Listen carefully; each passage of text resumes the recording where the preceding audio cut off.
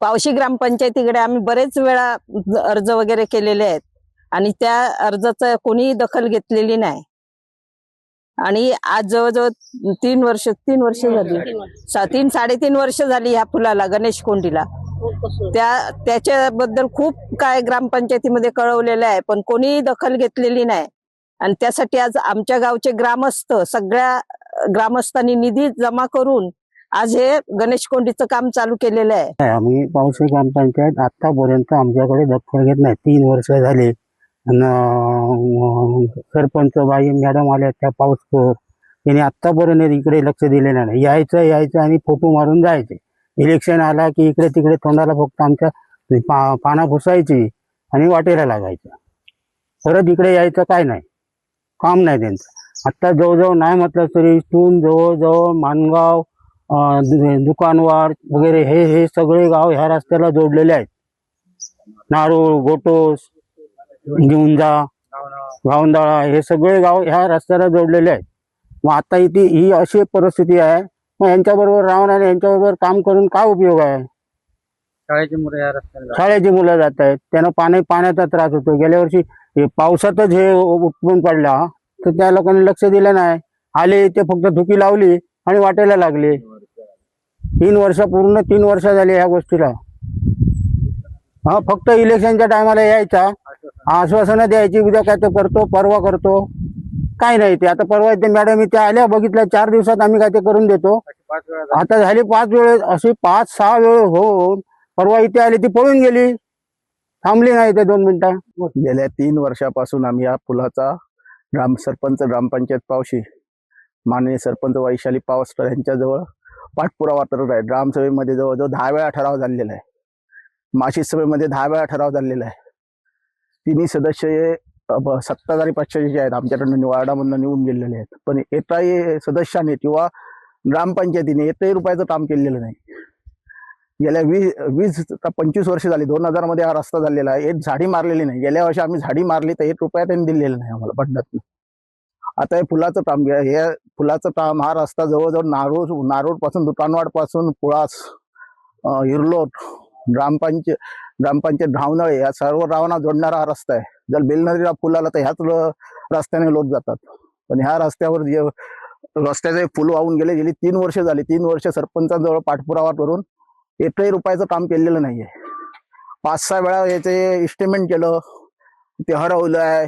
कागदपत्र हरवली आहे. ग्रामस्थांचा प्रस्ताव दिलेला हरवलेला आहे. असं वारंवार ते कारण देत राहतात. पारा मी ते येऊन बोलून गेले, आम्हाला सांगितलं आम्ही तुम्हाला ताबडतोब करून देतो म्हणून. आतापर्यंत एकही रुपया खर्च केलेला नाही. हा 4 दिवसामध्ये त्याने 3 एस्टिमेट गेले. एकही एस्टिमेटचं त्याचे टेंडर लावत नाही, काय करत नाही, कोणाला सांगतो नाही बाबा काम कर म्हणून. आज स्वतः मिठ्ठ्याच्या वाट्या ग्रामस्थांनी 3 वर्षानंतर हे पुलाचं काम आपल्या स्वनिधीतनं करत आहे.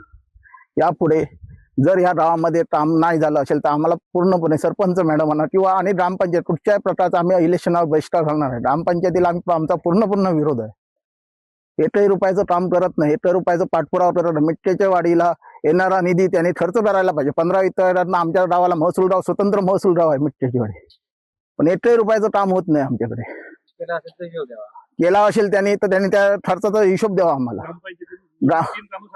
मोजून 3 मिठ्ठ्याच्या वाडी गेल्या 3 वर्षात 3 कामं द्यायची. मिठ्ठ्याच्या वाडी आम्ही हे काम केलेले आहे. टिटलाईटी केलेले आहे, ते आजही बंद आहेत. 5-6 महिने ते टिटलाईटी बंद आहेत. घरपट्टींना आमच्याकडनं कर वसूल करतात. आम्हाला विचार कुठच्या पुलावरची लाईट गेली, मग कर्मचारी तुम्ही नेमलेला आहे, ठेकेदार नेमला, तो काय करतो? हो, जिल्हा परिषद इलेक्शनला माननीय उपाध्यक्ष दादा साहिल यांनी आम्हाला आश्वासन दिलेलं होतं की सदरच्या रस्त्याचं डागडुजी करणार. पूर्ण रस्त्याचं याचं एस्टिमेट केलेलं आहे, फुलाचं ऑडिट करून घेऊन गेलेले आहेत. खराब रस्ता झालेला आहे. माननीय सावंत जी पंचायत समिती कुडाळ बांधकाम विभाग याने सावंत जीने पूर्णपणे एस्टिमेट करून घेऊन गेलेले आहे. त्याचं मूल्यांकन केलं, ऑडिट केलेलं आहे, पण आतापर्यंत त्याचं 1 रुपयाचं काम झालेलं नाहीये. हा रस्ता पूर्णपणे पूल नादुरुस्त झालेला आहे.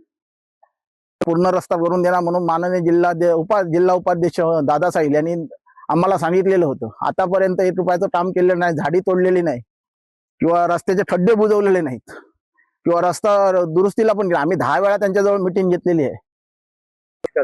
हो, पुढच्या इलेक्शनला आम्ही कुठच्याही प्रकारच्या इलेक्शनला त्यांना मदत करणार आहे किंवा पूर्णपणे मिट्टेच्या वाडीच्या गावाचा पूर्णपणे बहिष्कार असणार आहे. कारण या इलेक्शनला आमचं कामच जर नाही झालं, लोकांसाठी जर काम नाही झालं, ग्रामस्थांनी असं जर रस्त्यावर रखडावं लागलं, रावी ग्रामीण भागामध्ये आता शाळेच्या मुलांना पाण्यामधनं जावं लागलं शाळेमध्ये, तर काय करणार? म्हणून आम्ही पूर्णपणे बहिष्कार टाकणार आहे. होणाऱ्या मतदानाला पूर्णपणे गावातनं, आमच्या मिट्टेच्या गावातनं पूर्णपणे बहिष्कार असणार आहे. गावातल्या लोकांनी निधी काढायचे आणि रस्ते सारखे करायचे, ग्रामपंचायतीचा उपयोग काय? गावातल्या लोकांनी आपण स्वतः खर्चाने हे काम करायचं. मग ग्रामपंचायतीचा उपयोग काय आम्हाला? ग्रामपंचायत काय करते? आश्वासन देतात त्यांच्या मागे आम्ही आम्हाला रेशन कार्ड मंजूर झालं. आम्हाला रेशन कार्डासाठी 8 किलोमीटर जावं लागतं. मिट्टेच्या म्हणून आम्ही पूर्ण प्रस्ताव दिला. पूर्ण आज गेल्या 3 वर्ष तुमचं रेशन कार्ड मंजूर झालं. केव्हा होणार ते?